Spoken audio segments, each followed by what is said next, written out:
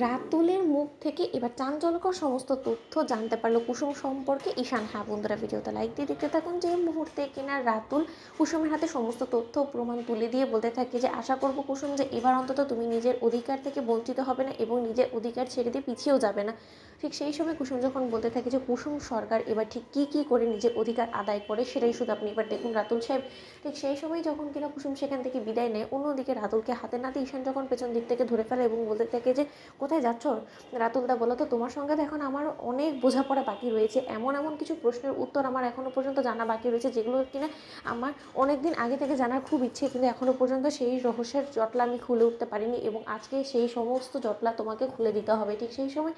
যখন কিনা রাতুল বলতে থাকে যে ঈশান আমার অফিসে টাইম হয়ে যাচ্ছে, আমাকে যেতে হবে। ঠিক সেই মুহূর্তে ঈশান বলতে থাকে যে তোমার যে অফিসেই যাওয়ার সময় থাকুক না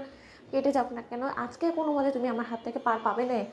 রাতুলদা। ঠিক সেই সময় রাতুলকে যখন কিনা ঈশান বলতে থাকে যে রাতুলদা তুমি একটা কথা বলো তো, সেদিন কী এমন ঘটেছিল তোমার সঙ্গে যার কারণে কিনা তুমি বিয়ের সিদ্ধান্ত থেকে সরে দাঁড়িয়েছিলে, বলো রাতুলদা, মিথ্যে বলো না, কারণ এখানে অনেকগুলো জীবনের প্রশ্ন হয়ে দাঁড়িয়েছে এখন। ঠিক সেই সময় যখন কিনা রাতুল বলতে থাকে যে ঈশান তুমি কি পারবে তোমার ভাইদের ভালোবাসার মানুষটাকে তোমার ভাইদের কাছে ফিরিয়ে দিতে, তুমি পারবে জাদুকর যাকে কিনা তুমি বলো তার অধিকারটুকু তাকে ফিরিয়ে দিতে। ঠিক সেই সময় যখন কিনা ঈশান বলতে থাকে যে রাতুলদা তুমি সমস্ত কিছু কী বলছো বলো তো,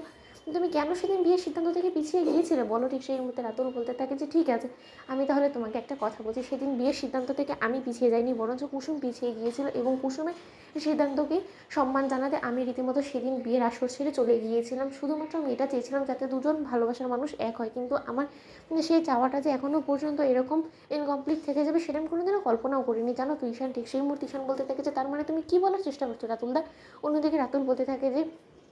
সেদিন আমি চলে এসেছিলাম শুধুমাত্র কুসুমের মুখ থেকে একটা কথা শুনে, সেটা হলো গিয়ে কুসুম সেই অ্যাড শ্যুটের দিন যে আয়ুষ স্যারের সঙ্গে কুসুমের বিয়েটা হয়েছিল সেই বিয়েটাকে সত্য বলে ভেবে নিয়ে সে আজ অবধি আয়ুষ স্যারের নামে স্মৃতিতে সিঁদুর পরে এবং হাতে নোয়া বাঁধানো পড়ে, এবং আমি কোনোভাবেই চাইনি দুজন ভালোবাসা মানুষকে আলাদা করতে, এবং আমি ড্যাম শিওর যে কোনো না কোনোভাবে আয়ুষ স্যারও কুসুমকে ভালোবাসে, কিন্তু সে সেটা প্রকাশ করে উঠতে পারে না এবং সে বুঝতেও পারে না, এবং সেই সমস্ত কিছুর তাগিদে রীতিমতো আমি কুসুমকে আজকে ডেকে পাঠিয়েছি এই মন্দিরে, তার কারণ যার সঙ্গে কিনা আয়ুষ স্যারের বিয়ে হতে চলেছে সে একটা কালনাগিনী সাপ ছাড়া কোনো কিছু না। তার পরিচয় সম্পর্কে জানলে হয়তো বা তুমি ঈশান অবাক হয়ে যাবে, কিন্তু তার শর্ত তোমাকে আমি বলে রাখছি একটা কথা, যদি এই বিয়েটা ঠেকাতে না পারো তাহলে তোমার ভাইজার জীবনে রীতিমতো নরকে পরিণত হয়ে যাবে এবং সেটা হওয়া থেকে কেউ আটকাতে পারবে না। ঠিক সেই মুহূর্তে ঈশান বলতে থাকে যে তার মানে কী বলার চেষ্টা করছো তুমি রাতুলদা। অন্যদিকে রাতুল বলতে থাকে যে দেবলীনারই বোন হলো গিয়ে মেঘা, এবং মেঘা রীতিমতো ও বাড়িতে এসেছে তোমার ভাইদের এবং তোমাদের প্রত্যেক কটা মানুষের উপরে প্রতিশোধ নেওয়ার জন্য, এবং সেটা নিশ্চিত না হওয়া পর্যন্ত ও কোনো মতেই পেছাবে না। তো বন্ধুরা লাইক এবং শেয়ার করে সাবস্ক্রাইব করতে ভুলো না।